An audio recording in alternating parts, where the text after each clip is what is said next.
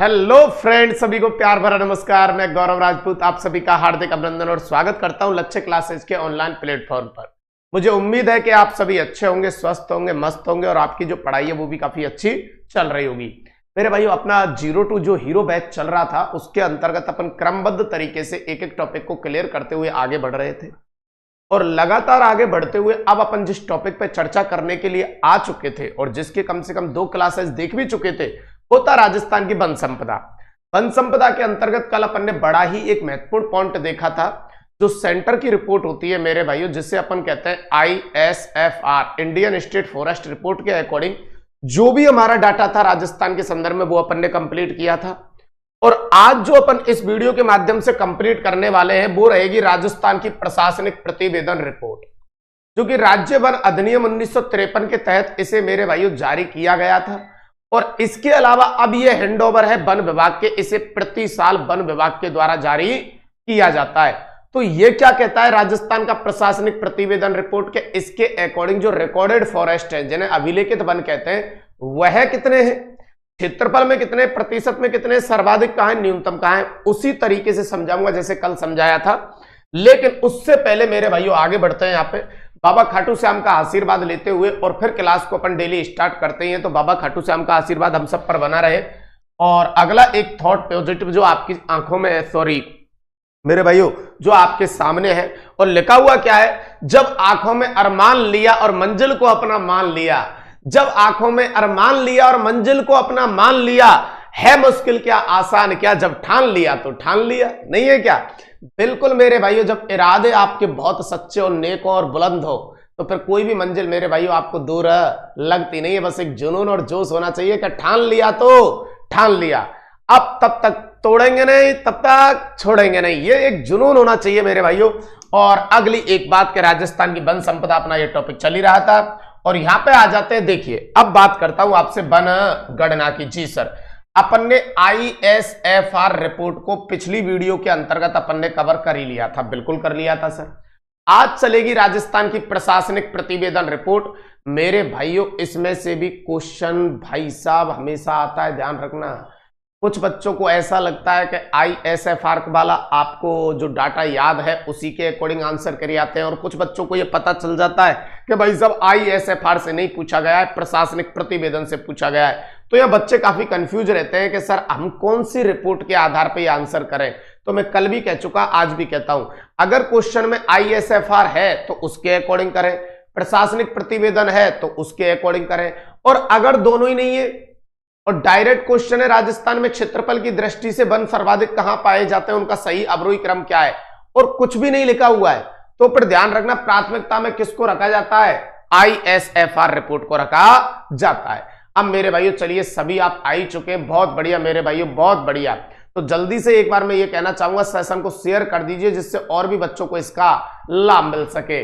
Okay, देखिए बेटा, अब चलते हैं प्रशासनिक प्रतिवेदन रिपोर्ट के ऊपर। तो यहां पे सबसे पहली बात तो ये मेरे भाइयों, राज्य वन अधिनियम के तहत, मेरे भाइयों राज्य वन अधिनियम, राजस्थान का राज्य वन अधिनियम जी गुरुजी 1953, राज्य वन अधिनियम 1953 के तहत इस रिपोर्ट के आधार पर, इस रिपोर्ट के आधार पर मेरे भाइयों ध्यान रखेंगे आप, इस रिपोर्ट के आधार पर बेटा क्या कहा गया है, तो वनों को मेरे भाइयों 3 भागों में बांटा जाता है। इस रिपोर्ट के आधार पर वनों को 3 भागों में बांटा गया है। ओके सर, तो वनों को 3 भागों में बांटा गया है। मतलब सीधी सी बात मैं ये कहना चाहूंगा, राजस्थान प्रशासनिक प्रतिवेदन रिपोर्ट जो अपन पढ़ने के लिए जा रहे हैं बेटा, इसके अंतर्गत अगर हम देखें कि वनों को कितने भागों में बांटा जाता है, तो ध्यान रखना मेरे भाइयों, इस प्रशासनिक प्रतिवेदन रिपोर्ट के अकॉर्डिंग वनों को राज्य वन अधिनियम 1953 के तहत कितने भागों में बांटा जाता है, 3।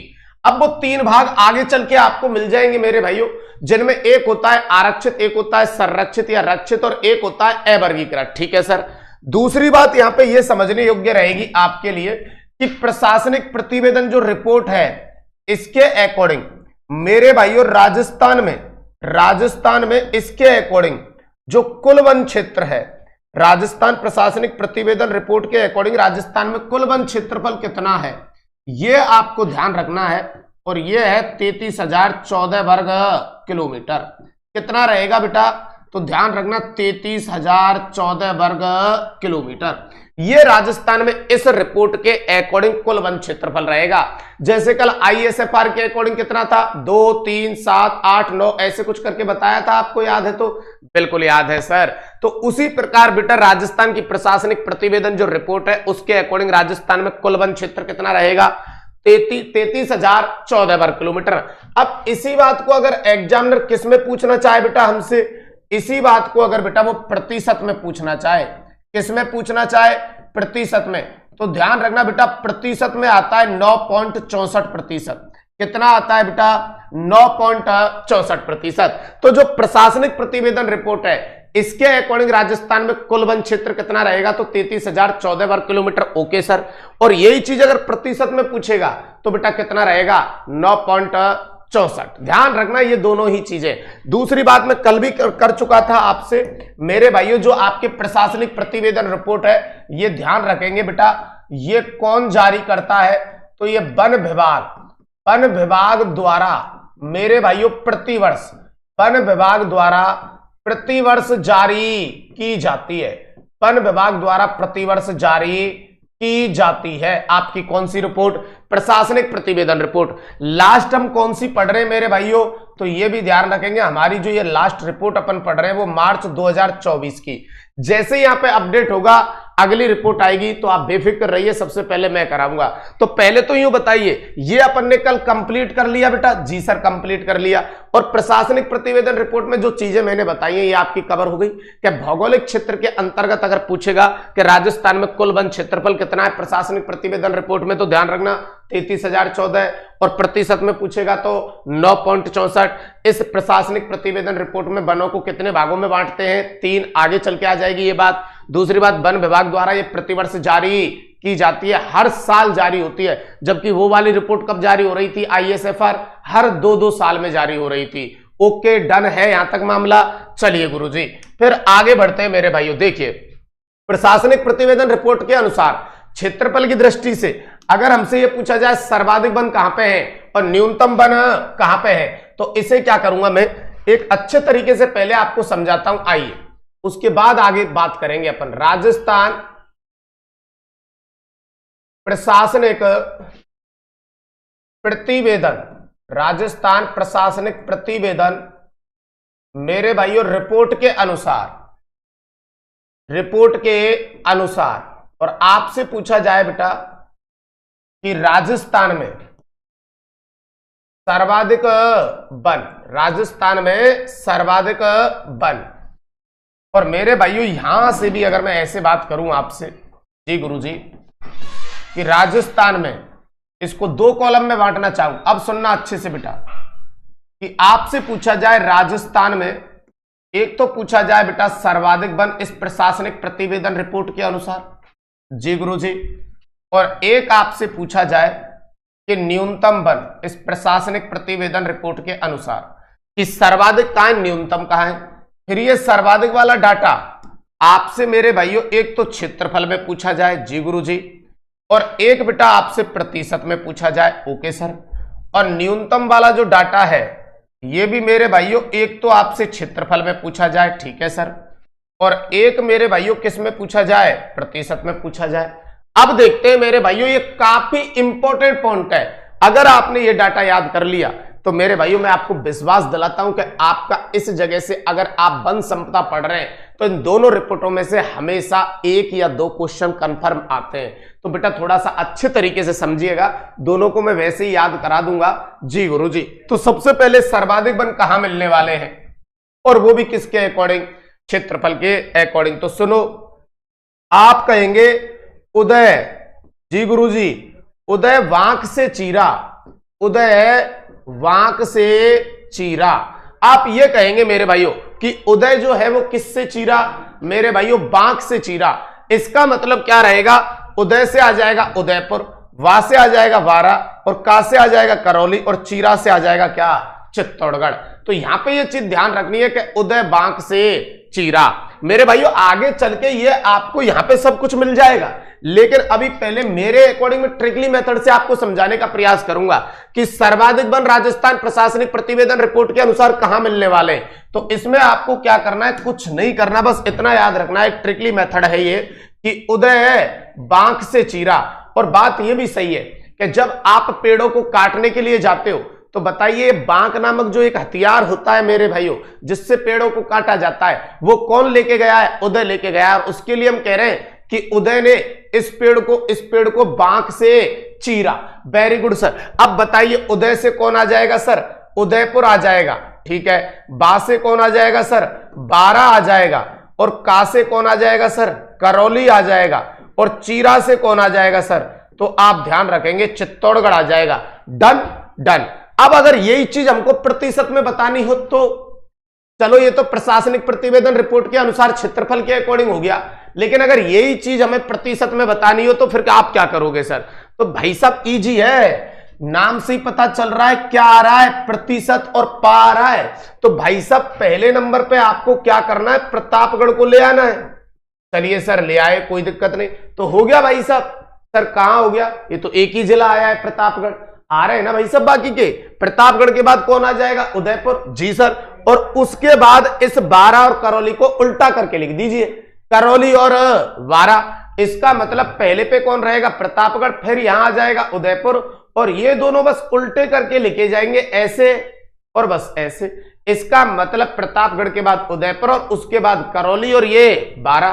बात तो एकदम सही है सर, ओके। तो बात समझ में आई। प्रतिशत में पासे याद रखेंगे प्रतापगढ़, ठीक है सर। उसके बाद किसको ले आएंगे बेटा, उदयपुर, ओके सर। और उदयपुर के बाद इनको उल्टा करके लिखेंगे तो एक जिला आ जाएगा करौली और एक जिला आ जाएगा क्या, बारा। तो प्रतापगढ़, उदयपुर, करौली और बारा। अब आपको ये दोनों चीज आपके सर्वाधिक वन के रूप में मैंने प्रशासनिक प्रतिवेदन रिपोर्ट के अकॉर्डिंग बताई थी, जबकि कल आप जब देख रहे थे आईएसएफआर रिपोर्ट से तो वहां पे आपके क्षेत्रफल के अकॉर्डिंग सर्वाधिक वन थे उदयपुर, अलवर, प्रतापगढ़ और चित्तौड़गढ़। और प्रतिशत में जो वन थे आईएसएफआर रिपोर्ट के अकॉर्डिंग वो भी आपको पता है यूपीएससी, उदयपुर, प्रतापगढ़, सिरोही, करौली। लेकिन यहां इस रिपोर्ट में अलग है, यहां कहा है क्षेत्रफल के अकॉर्डिंग उदयपुर, बारा, करौली और चित्तौड़गढ़ उदय बांक से चीरा। प्रतिशत में बताना है तो प्रतापगढ़ को ले आएंगे, उदयपुर को ले आएंगे और इनको उल्टा कर देंगे, करौली और बारा। अब चलते न्यूनतम वन कहां देखने को मिलेंगे, आइए। तो भाई साहब जो न्यूनतम वन आपको देखने के लिए मिलेंगे वो एक जिला तो हर किसी को मालूम है जिसका नाम है क्या, चूरू। क्या है बेटा, चूरू, ओके सर। अब क्या करेंगे मेरे भाइयों, चूरू का पड़ोसी उठाएंगे तो आपको पड़ोसी मिलेगा जिसे आप कहेंगे हनुमानगढ़। कौन सा पड़ोसी, हनुमानगढ़। तो भाई साहब प्रतिशत के अकॉर्डिंग जब आप देखने के लिए जाओगे मेरे भाइयों न्यूनतम वन, अभी तो मैं क्षेत्रफल में बता रहा हूं, प्रतिशत बहुत इजी है, अपने आप क्षेत्रफल से मैं प्रतिशत बना दूंगा। पहले क्षेत्रफल याद कर लीजिए, चूरू, फिर आपका कौन, हनुमानगढ़। अब ध्यान रखेंगे हनुमानगढ़ में क्या आ रहा है, ना, तो ना के साथ यहां पे जाएंगे नागौर, ओके सर। और नागौर के बाद एक जिला आएगा, ध्यान रखना, जिसका नाम रहेगा क्या, जोधपुर। क्या रहेगा, जोधपुर। तो इसका मतलब अगर न्यूनतम वन आपको देखने तो एक जिला तो सेम ही रहेगा, कौन सा, चूरू। चूरू के बाद पड़ोसी हनुमानगढ़, हनुमानगढ़ में ना से निकालेंगे नागौर और डाउन की तरफ चले जाएंगे Jodhpur, okay done done sir. अब अगर इधर प्रतिशत में आपको चलना है तो ऐसे कैसे आप चूरू को तो उठाएंगे, ठीक है सर, चूरू ले लिया। अब करना क्या है, इसी से बनाना है न्यूनतम वन। प्रतिशत में कैसे बनेगा सर, भाई साहब यहां से उल्टा लिखना प्रारंभ कर दीजिए, चूरू के बाद जोधपुर, नागौर, बस हनुमानगढ़ की जगह जैसलमेर ऐड करना है। तो चूरू और चूरू के बाद कौन आ जाएगा, जोधपुर, ठीक है सर। और जोधपुर के बाद कौन आ जाएगा, नागौर, और नागौर के बाद कौन आ जाएगा, जैसलमेर। बोलो बात समझ में आई या नहीं आई। अगर बात समझ में आ गई है तो मैं एक बार और बताता हूं आपको, देखो मैंने कैसे कैसे समझाया आपको। आई एक बार और समझने का प्रयास कीजिए सारे बच्चे भाई साहब, क्योंकि ये वेरी वेरी मोस्ट पॉइंट है, इसमें से क्वेश्चन 100% आता है। फिर कह रहा हूं सर्वाधिक वन क्षेत्रफल के अकॉर्डिंग एक ट्रिक लिखी है अपन ने कि उदय बांक से चीरा।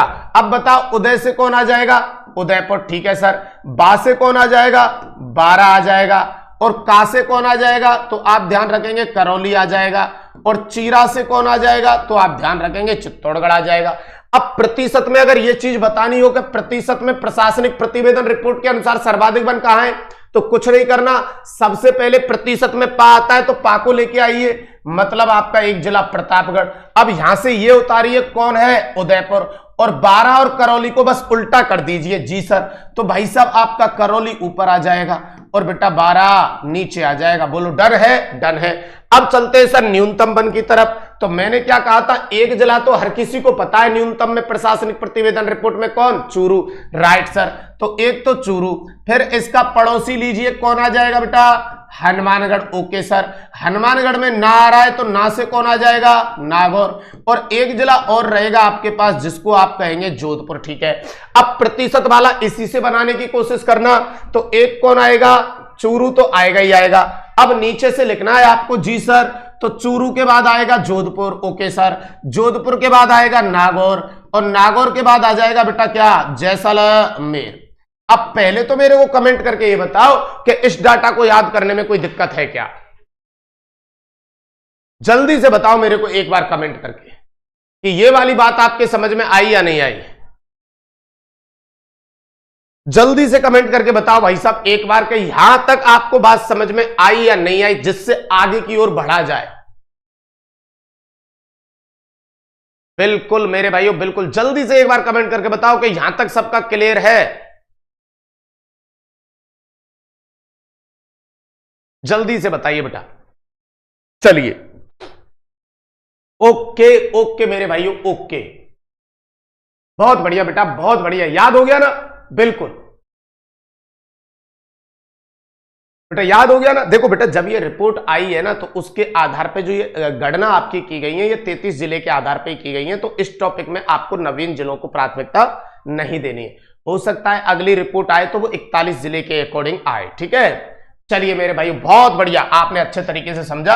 अब देखिए बेटा, अपन ने क्या पढ़ा था, प्रशासनिक प्रतिवेदन रिपोर्ट के अनुसार क्षेत्रफल की दृष्टि से हमने पढ़े थे सर्वाधिक वन कहां है। तो बताइए हमने क्या कहा था, हमने कहा था सर उदय सॉरी उदय बांक से चीरा। ओके सर, हमने यही तो बोला था बेटा, उदय बांक से चीरा। तो देखो, उदय से उदयपुर, वा से वारा, और का से करौली, और चीरा से सॉरी चित्तौड़गढ़। अब हमने न्यूनतम जब वन देखे तो क्या देखा था, कुछ नहीं किया था मेरे भाइयों, क्षेत्रफल की दृष्टि से न्यूनतम भी देखे थे। मैंने एक जगह उस वाले कॉलम में एक ही साथ सर्वाधिक सर्वाधिक लिखा है, क्षेत्रफल और प्रतिशत में। न्यूनतम जब क्षेत्रफल में देखे तो चूरू, दूसरे पे हनुमानगढ़, फिर ना से निकाला था नागौर, और एक जिला जोधपुर। ठीक है सर, फिर अपन आए थे किसके अकॉर्डिंग, प्रतिशत की दृष्टि से। तो प्रतिशत की दृष्टि से मैंने कहा था पा से कौन आ जाएगा, प्रतापगढ़।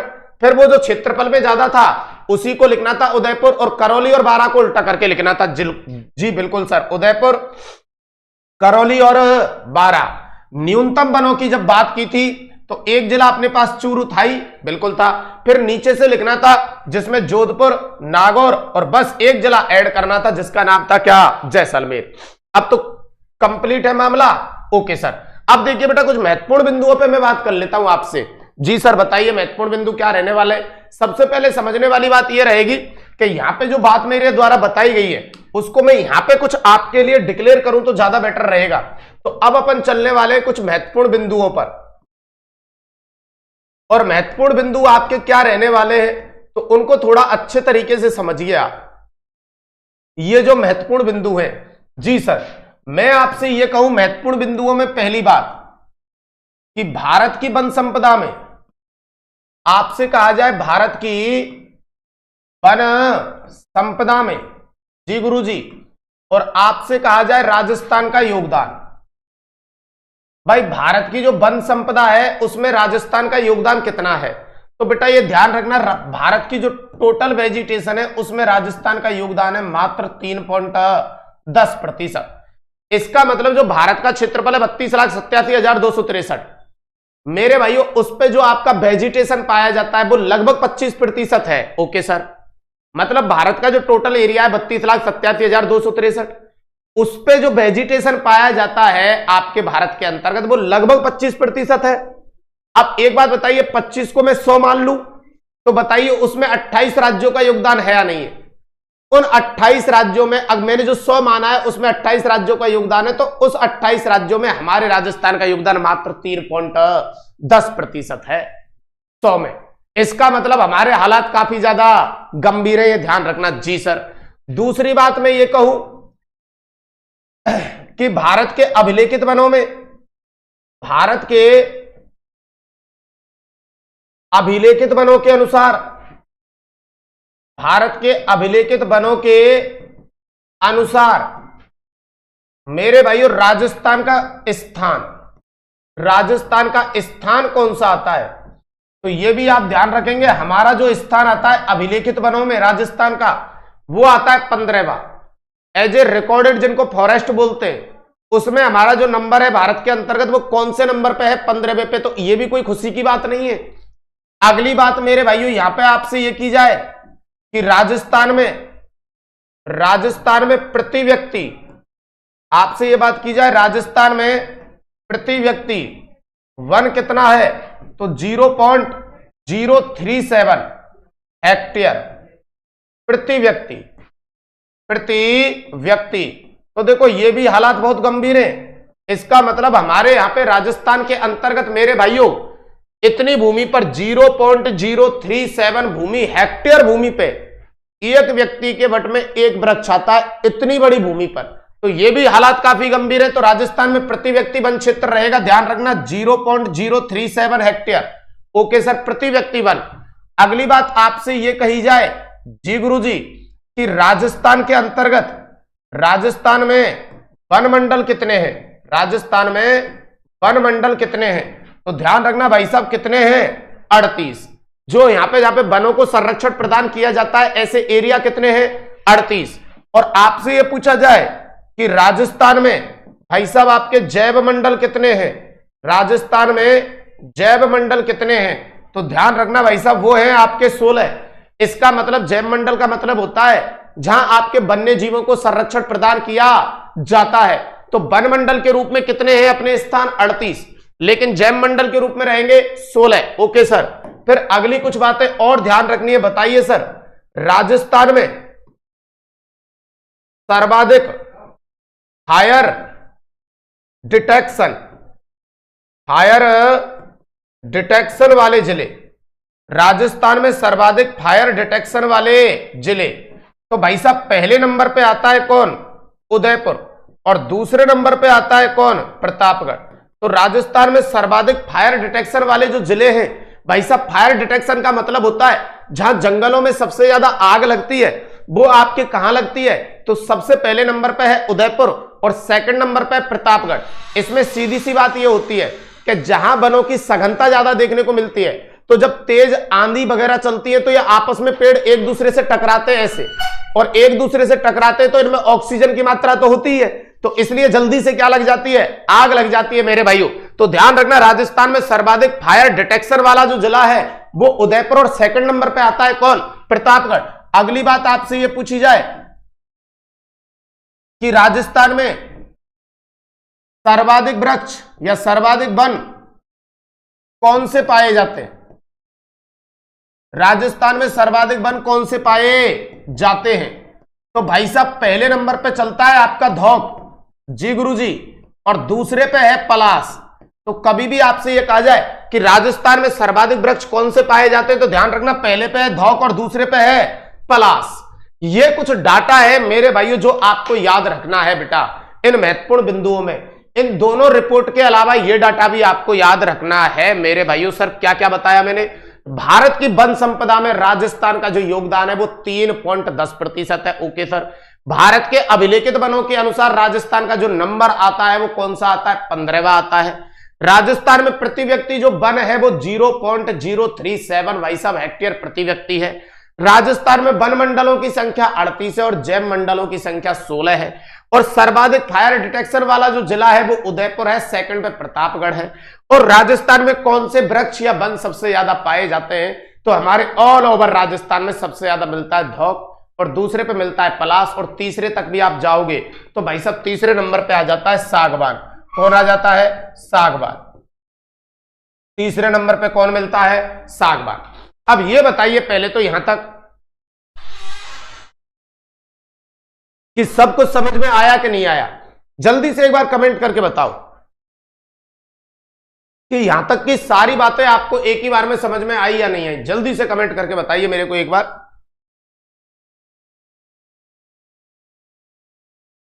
जल्दी से बेटा एक बार कमेंट करके बताओ कि ये सारी बातें क्लियर है या नहीं है।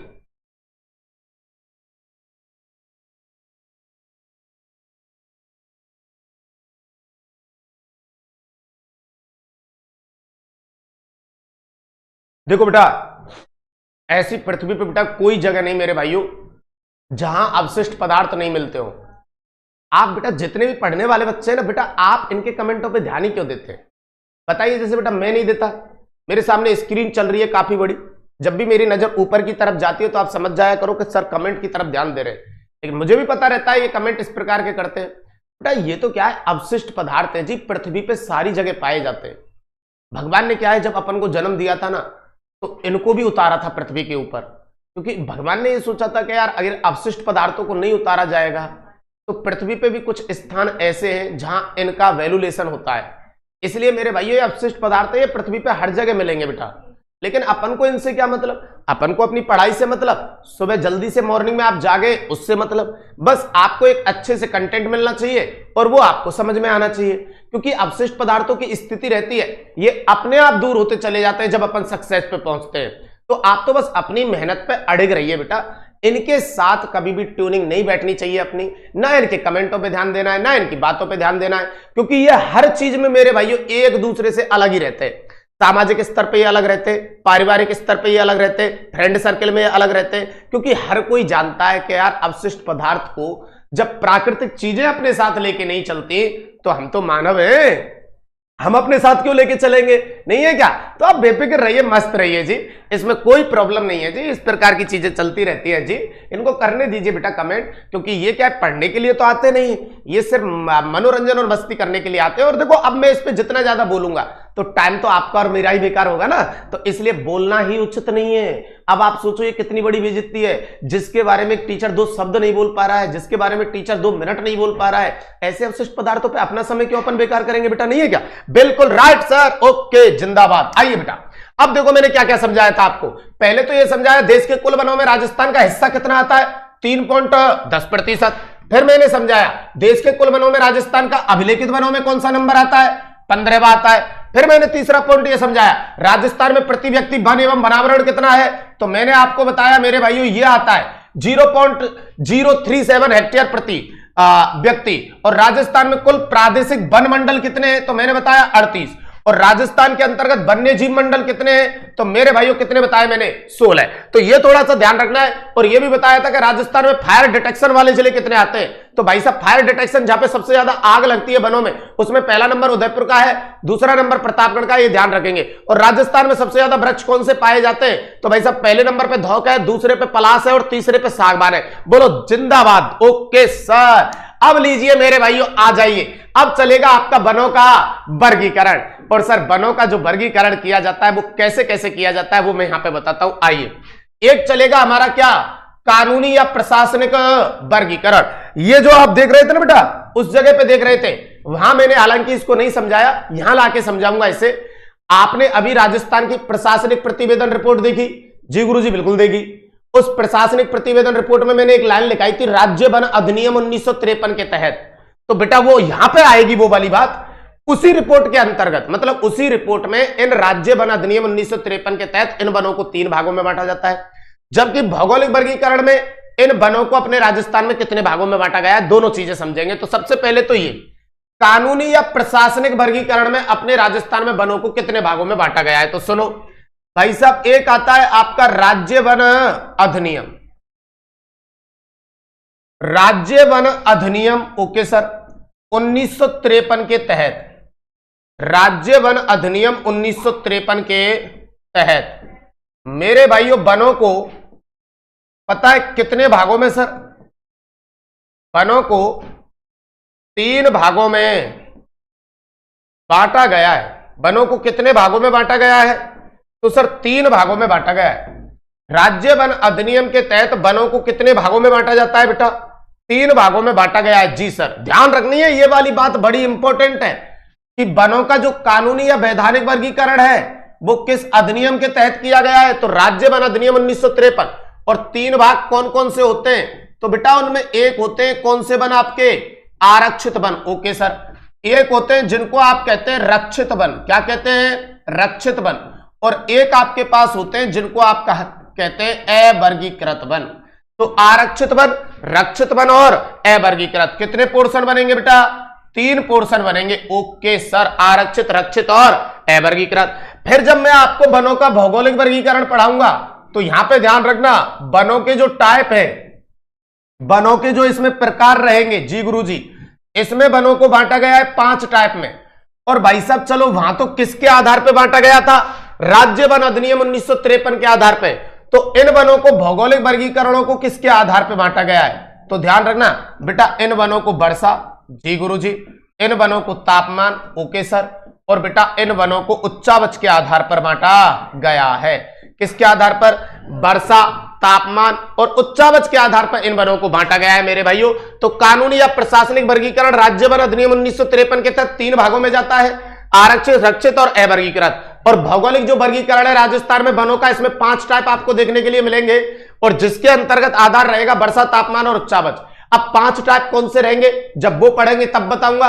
अभी अपन पहले कानूनी या प्रशासनिक वर्गीकरण में जो अपने पास बेटा कितने टाइप आए हुए हैं, 3 टाइप आए हुए हैं, पहले इन पे अपन चर्चा करेंगे। चला जाए आगे मेरे भाइयों, बात समझ में आ गई, ध्यान रखना, आरक्षित, रक्षित और अवर्गीकृत जो वन बांटे जाते हैं ये राज्य वन अधिनियम 1953 के तहत बांटे गए हैं, कभी इन चीजों को भूल जाएं आप, ओके। चलिए सर, तो अब आते हैं कानूनी या प्रशासनिक वर्गीकरण के अगले पॉइंट पर। और अगले पॉइंट पर पहुंचते ही मेरे भाइयों पहले एक बात आपको अच्छे से समझाऊंगा। आइए, हमारे पास है बेटा जिसे आप कह रहे हैं वनों का कानूनी या मेरे भाइयों कौन सा वर्गीकरण है, वनों का कानूनी या वैधानिक वर्गीकरण है, ओके सर। और ये जो वनों का कानूनी या वैधानिक वर्गीकरण रहेगा सर, इसे पता है कितने भागों में बांटा जाएगा, तो सर इसे बांटा गया 3 भागों में, जिनमें एक रहेगा मेरे भाइयों कौन से वन, आपने कहा है सर आरक्षित वन रहेंगे।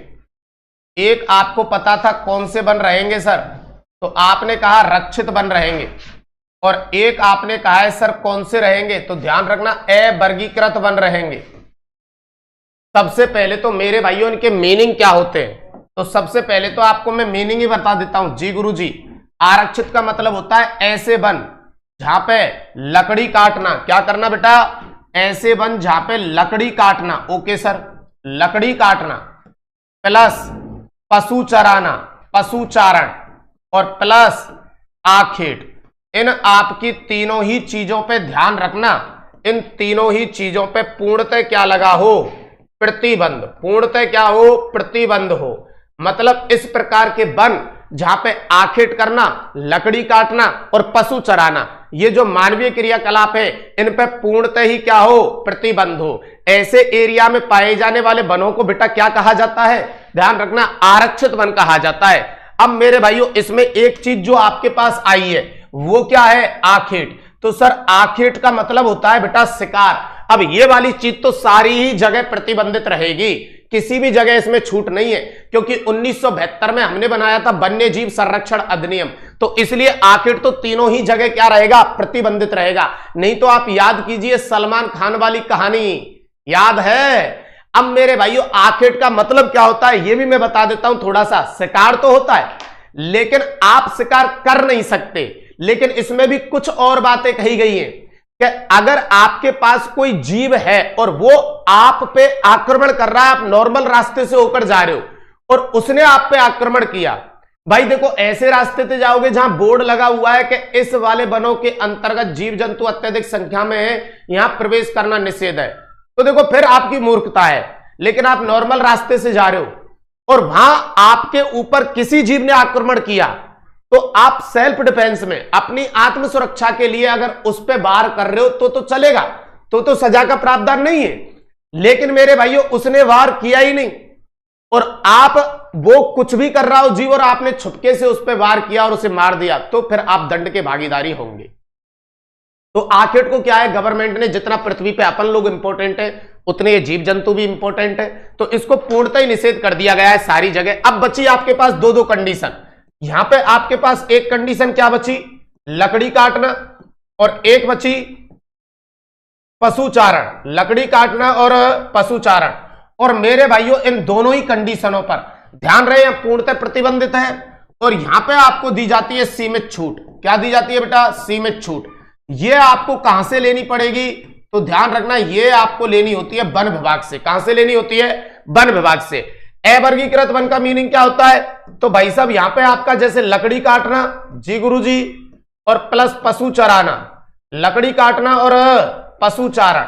और बेटा ये इस टाइप के वन होते हैं जहां पे आपका कोई प्रतिबंध नहीं रहेगा, कोई भी प्रतिबंध नहीं। ओके सर, इसका मतलब हर जगह कंडीशन वही अप्लाई हुई है, लकड़ी काटना और पशु चारण। लेकिन जहां पे पूर्णतः निषेध कर दिया गया है, कोई क्रियाकलाप नहीं होगा, उन्हें कहेंगे क्या, आरक्षित। क्या कहेंगे, आरक्षित। और जहां पे सीमित छूट दी जाती है वन विभाग के द्वारा, कभी तेज आंधी तूफान में बहुत ज्यादा पेड़ टूट चुके होते हैं, तो वन विभाग ये कहता है आसपास के गांव को अवगत कराइए, अब ये लकड़ी जो टूट चुकी है ये कोई काम की नहीं है, तो इसे कम से कम लोग आएंगे आपके गांव वाले, उनको चेक करके भीतर प्रवेश किया जाए और चेक करके बाहर निकाला जाए, वो इस लकड़ी को काट के ले जा सकते हैं। तो ये जो सीमित छूट दी जाती है बेटा, इसे कहते हैं क्या, रक्षित वन। और जहां पे इस प्रकार के क्रियाकलापों पे कोई प्रतिबंधित नहीं होता, उन्हें कहते हैं अवर्गीकृत। अब अगला डाटा आपको इसमें क्या याद रखना है वो मैं बताता हूं। आइए, अब आपसे पूछेगा कि आरक्षित वन कितने प्रतिशत पे है, तो ध्यान रखना 36।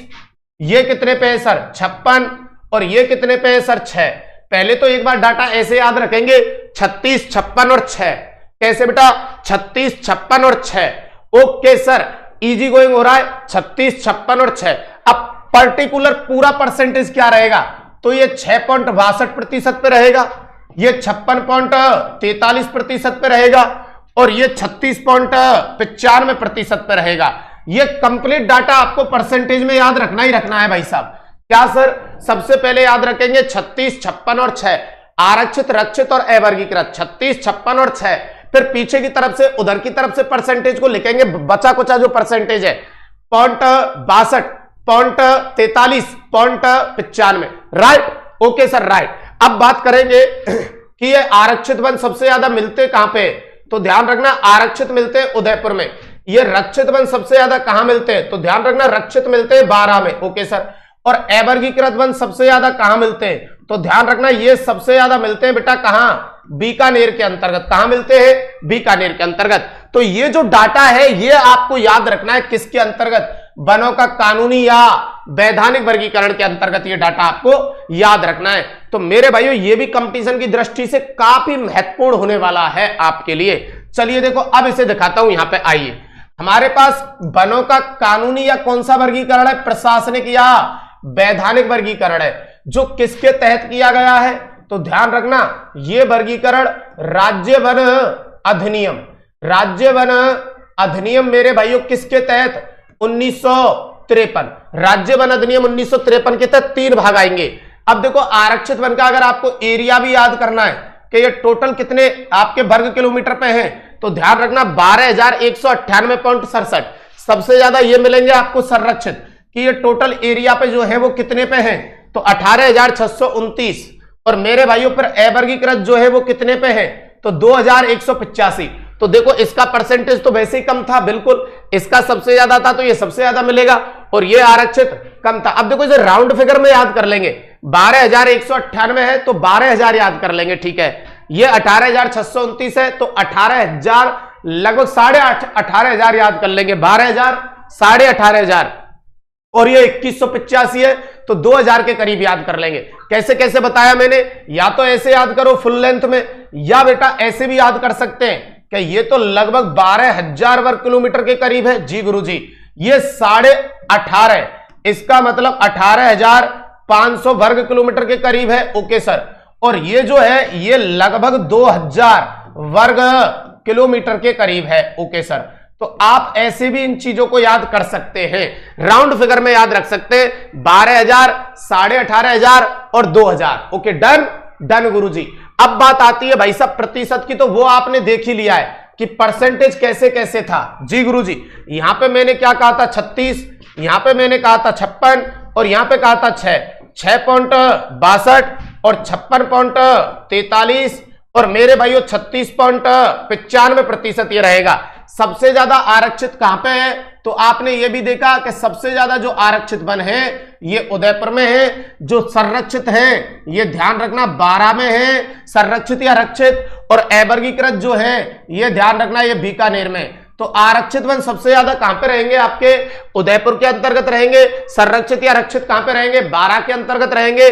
और अवर्गीकृत जो बने बेटा ये सबसे ज्यादा कहां पे रहेंगे? आपके बीकानेर। परिभाषा क्या होती है आरक्षित वनों की? तो वो मैं आपको बता ही चुका हूं मेरे भाइयों कि ऐसे वन जहां पे लकड़ी काटना, जी गुरुजी, लकड़ी काटना प्लस पशुचारण, लकड़ी काटना प्लस पशुचारण, इस प्रकार की कंडीशन पे मेरे भाइयों पूर्णतः क्या लगा हो? प्रतिबंध। इस प्रकार की कंडीशन पे बेटा पूर्णतः क्या हो? प्रतिबंध। और यहां संरक्षित वन का मीनिंग क्या होता है? इस प्रकार की कंडीशन पे कैसी छूट दी गई हो? सीमित छूट। कैसी छूट बेटा? सीमित छूट। और यहां पे होता है इस प्रकार के क्रियाकलापों पे बेटा ध्यान रखेंगे कोई प्रतिबंध नहीं, कोई प्रतिबंध नहीं। अब मुझे एक बात बताइए, यहां तक आपने जो पढ़ा है उसके अकॉर्डिंग मुझे बस इतना समझा दीजिए कि ये आपका जो वनों का वर्गीकरण था, जिसको मैं कह रहा था कानूनी या वैधानिक आधार पे जो वर्गीकरण आपका दिया गया था, जिसमें 3 टाइप रहेंगे, राज्य वन अधिनियम के तहत दिया गया, जिसमें एक टाइप था बेटा आपके पास आरक्षित वन, एक टाइप था संरक्षित या रक्षित वन, और एक टाइप था आपके पास अवर्गीकृत वन। बताओ ये याद हुआ या नहीं हुआ? और इसका जो डाटा था वो भी आपको कंप्लीट याद हुआ कि नहीं हुआ? जल्दी से एक बार कमेंट करके बताओ। एक बार सचिन दिखा ना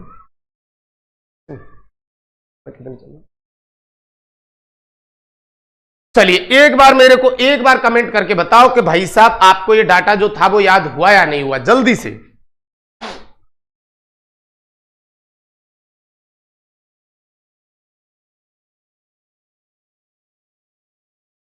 बहुत बढ़िया मेरे भाइयों, बहुत बढ़िया।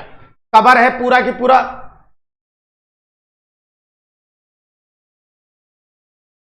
सचिन ये जो शायरी लिख रहा है ना ये बच्चा कौन सा है? एक बार इसको देखो। ये हाँ, इसको ताजमहल देखने का शौक है ना, ऐसे क्लोज कर,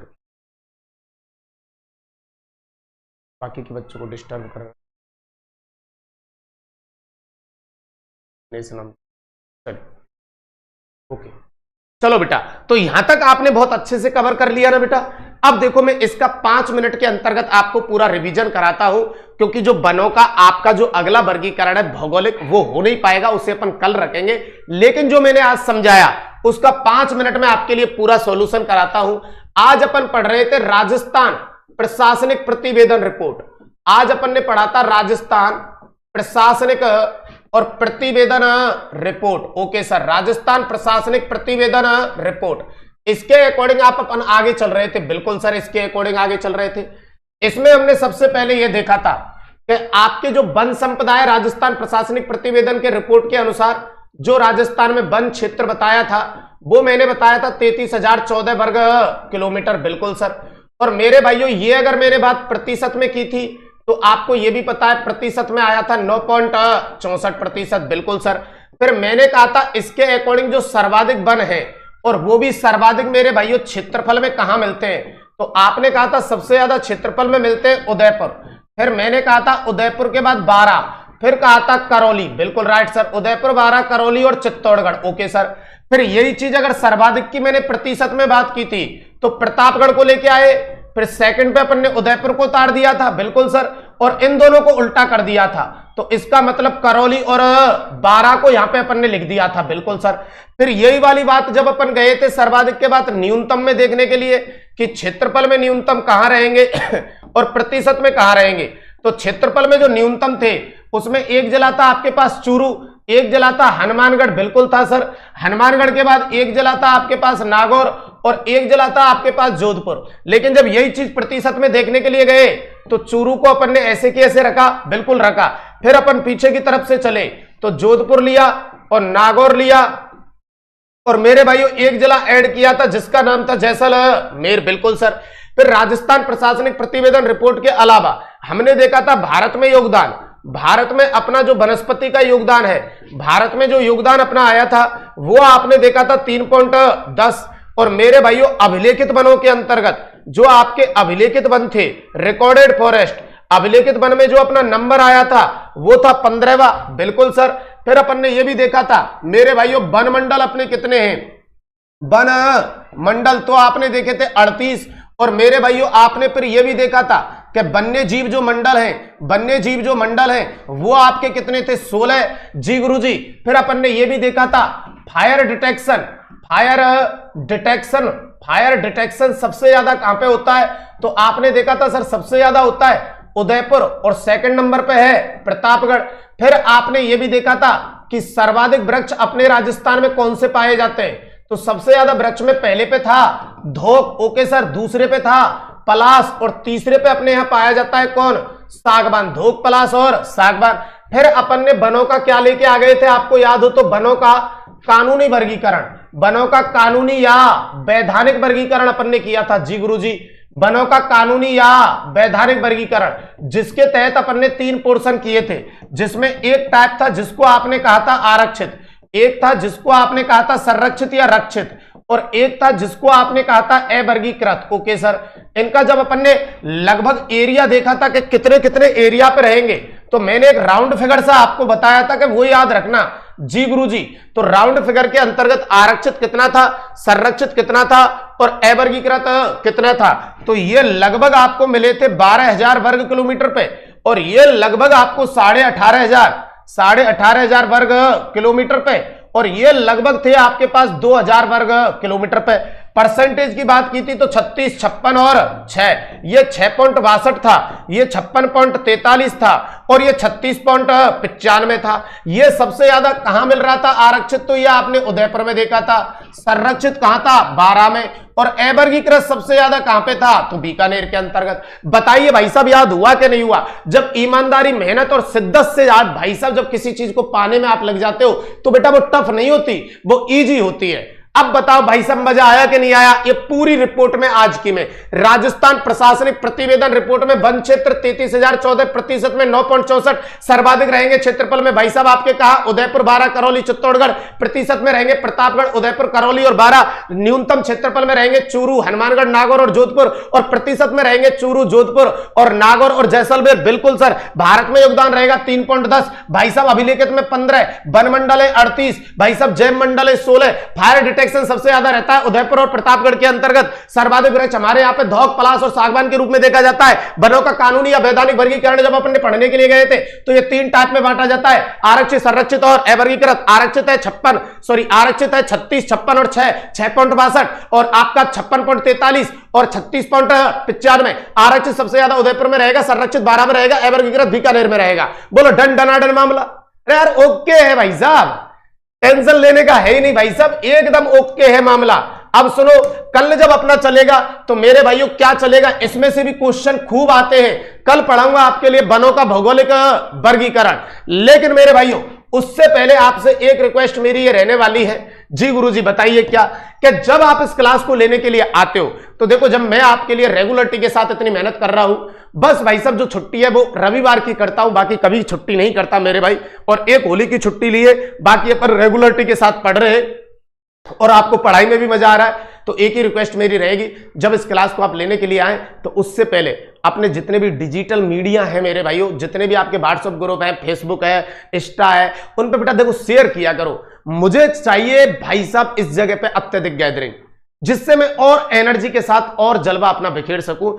इसमें आपका सपोर्ट मुझे बेहद जरूरी है, ये ध्यान रहे, क्योंकि मैं यहां किसी को नहीं जानता मेरे भाइयों, ये मेरे लिए नई जगह है। हालांकि जो लक्ष्य क्लासेस के डायरेक्टर साहब हैं, जिनका नाम आपकी बाणी पे हमेशा रहता ही है, आनंद जी के द्वारा, तो मेरे भाइयों वो मुझे एक छोटे भाई की तरह हमेशा यहां पर रखते हैं। लेकिन मेरे भाइयों मेरी जो पहचान है वो बच्चों के बीच में है। उन्होंने मुझे प्लेटफॉर्म दे दिया, इतना बड़ा चैनल दे दिया। अब देखो आप इन वीडियोज को हर एक बच्चे तक कैसे पहुंचाओगे, तो आपका जो भी व्हाट्सएप है, इंस्टाग्राम है, टेलीग्राम है, फेसबुक है, बेटा उन पर इसको शेयर किया करो, जिससे मुझे भी ये लगे कि मेरे पढ़ाने का फायदा उन राजस्थान के सभी बच्चों को हो रहा है जो दूर दराज बैठे ढाणी कस्बे के अंतर्गत, जिनकी आर्थिक स्थिति काफी दयनीय है, वो कम से कम इस क्लास से ज्योग्राफी वाले क्वेश्चन तो उनके कम से कम पेपर में इजी हो। और दूसरी इंपॉर्टेंट बात यह कि काफी भरकम फीस देके भी जब इस प्रकार का कंटेंट नहीं मिले, आपके क्वेश्चन सही नहीं हो, तो फिर भाई सब पढ़ाई का क्या मतलब। तो ये तो आपको फ्री मिल रहा है ना, तो उन बच्चों तक भी इस क्लास को जाने दीजिए मेरे भाइयों, जिनके पास इस प्रकार के साधन और इस प्रकार का आपका संसाधन या रुपए नहीं है जो बाहर जाकर शहरी क्षेत्र में आपके कोचिंग कर सके। तो इस क्लास का तो कम से कम उनको फायदा उठाने दीजिए, ये मेरी आपसे रिक्वेस्ट है। इसे आप जरूर पूरा करेंगे, क्योंकि जब मैं पूरी शिद्दत और ईमानदारी के साथ आपसे मेहनत कर सकता हूं तो आप इतना सा भी नहीं कर सकते यार।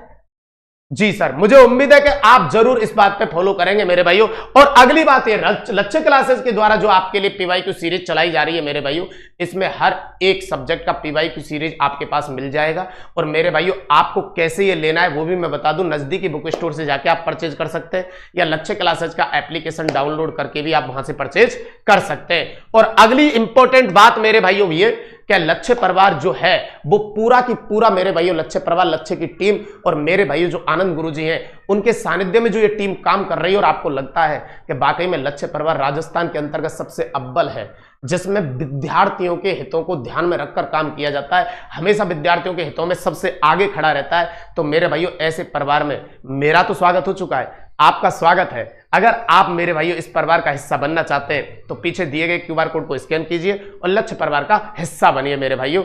आज के लिए इतना ही, बाकी मिलेंगे कल, तब तक के लिए धन्यवाद, थैंक यू, नमस्कार, जय माता दी, जय हिंद, जय जवाहर। मस्त रहिएगा, खुश रहिएगा और स्वस्थ रहिएगा। All the best, thank you, bye bye, Ram Ram.